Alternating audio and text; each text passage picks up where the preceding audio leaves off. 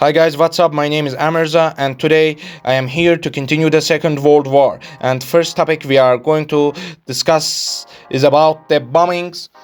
Let's go fellows without wasting times. The terrifying roar of enemy bombers heralded widespread destruction. Each side believed that bombing strategic targets such as factories, railroads, and oil refineries would cripple the enemy in war.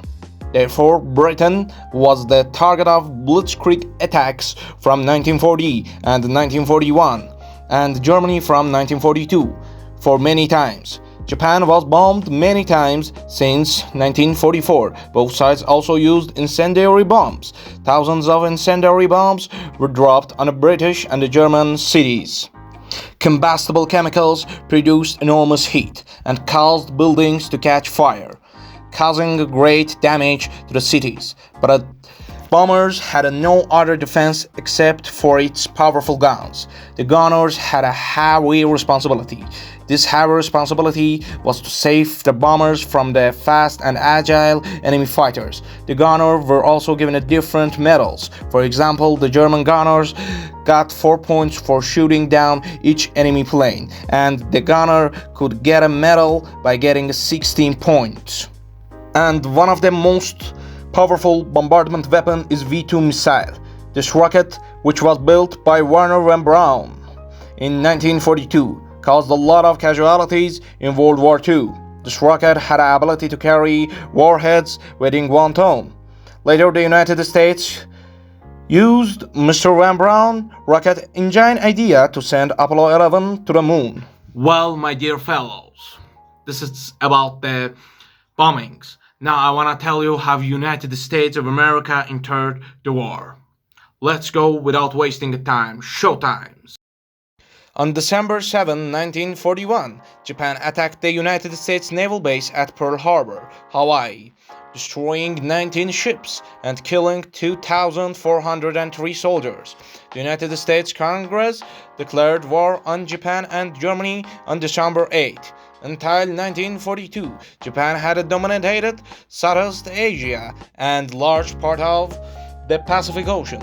But in June 1942, the United States blocked the Japanese advance and showed its power. Yes, this is about how United States entered the wars. Now I wanna give you information about espionage and spies. Let's go. Many people risked their lives to enter the occupied territories to spy, cooperate with the resistance fighters, and throw stones at the enemy plans.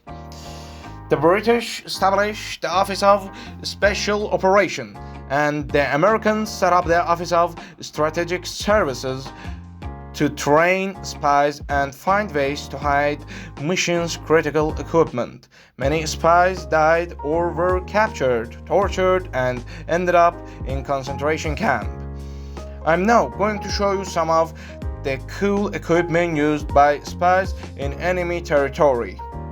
For example, this pipe that you see had a fireproof cotton lining, and when it was lit, the message hidden inside didn't catch fire. This pipe also had a small compass. In another example, MI9, a British organization that helped prisoners of war to escape, designed this pencil that you see in the picture to hide a knife like a blade, because the pencil was not suspicious during inspections. This pencil, which you can see in the picture, was turned into a pistol by inserting 6.35mm cartridge into its body. Also, British spies carried suicide pills with them so that if they were captured by the Nazis, they would eat it and die within 5 seconds. On the other hand, the German military intelligence agency gave its agents such radios to transmit Morse codes. All the writing was in English so that user wouldn't to be exposed. The American company Kodak also made these cameras so that The agents of the Strategic Services Office could secretly take pictures. The label on the box was changed according to the country where the operation was carried out. Guys, this is about the espionage and spies during the World War II. Now I want to talk to you about the situation of the prisoners during the World War II. Let's go without wasting time. Millions of soldiers were captured or surrendered to the enemy forces. Most of the prisoners of war were held in special prisons for months or years. International agreements such as the Geneva Convention of 1929 were developed to guarantee the rights of prisoners, but some countries ignored these agreements. Many prisoners found a way to escape, but few were successful. According to the Geneva Convention, food, clothing, and housing for prisoners and guards should be of the same quality, and prisoners should be able to keep their belongings, perform their religious rituals, and use medical services. But this convention was not always implemented. On the other hand, according to the Geneva Convention, prisoners of war could receive letters and gifts from home. The International Red Cross in Geneva, Switzerland, was responsible for delivering these letters and gifts. This organization kept the prisoners in touch with home and gave them small gifts. But in Nazi Germany, these were just words and they renounced the Geneva Convention. But in the German camps, the Allied prisoners of war were given special prison money for the work they did. With this money, like these Reichsmark bills, they could buy toothpaste, soap, and sometimes extra food. This money was only for the prisoners of war, and the Jews who were in the camps were not given such privileges. Well, dear fellows, this is about the prisoners. Now I want to give you some information about codes and code breakers. Let's go. Codes put numbers or symbols instead of letters.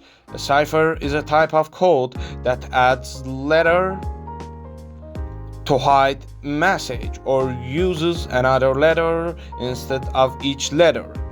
Both sides of the war used codes and ciphers to transmit their messages.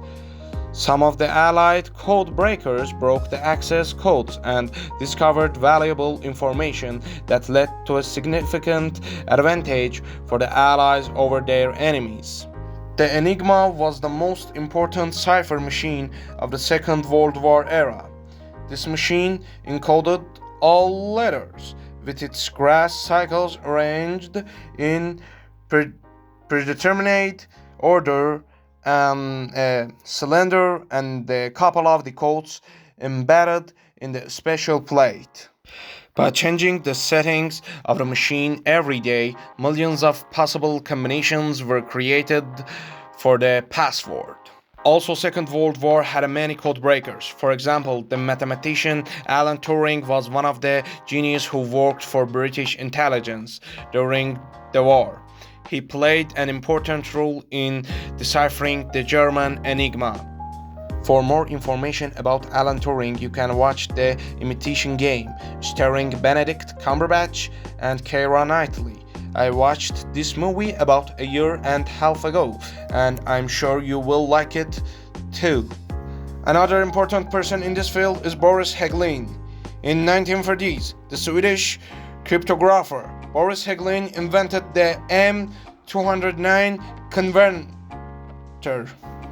This machine was the main encryption machine of the United States Army during the war. And finally, we can mention Ian Fleming, who worked for the intelligence of the British Navy and created the fictional character of the James Bond after the war by combining his imagination and experiences. And I really love the James Bond movies, especially Daniel Craig's James Bond. Daniel Craig is really good James Bond and one of the best actors, British actors. Yes guys, that's about the codes and code breakers. Now I want to talk about the United States of America during the war. Let's go without wasting time. After Pearl Harbor, the United States turned its economy into a huge war machine, a machine for the mass production of every weapon necessary to win on the battlefields of land, sea, and air.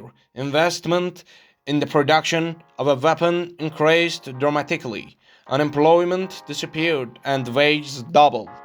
Unlike all other countries at war, America prospered and the income of its people increased more than ever before. Aircraft factories played a very important role in the production of weapons. American factories built 250,000 planes, 90,000 tanks, 350 destroyers, and 200 submarines during the World War II. And in 1944, the United States produced 40% of the world's weapons. Among these weapons, we can mention the Browning 0.5 machine gun, B-24 bomber, and Mustang P-51 fighters. The life vest was also one of the products that the American Army produced in large numbers. For example, by 1944, the 8th Air Force Squadron stationed in Europe had used 13,500 life vests. Well, dear friends, now we have reached the last part of the video. The role of the woman and effect of the woman in the Second World War. Let's go without wasting a time. Before the outbreak of World War II, most women worked at home, but when men went to the war, women took over almost all the work that had been exclusive to men until then. After all, women also played an important role in the resistance forces. Without the key role of women fighting and winning, it wasn't possible.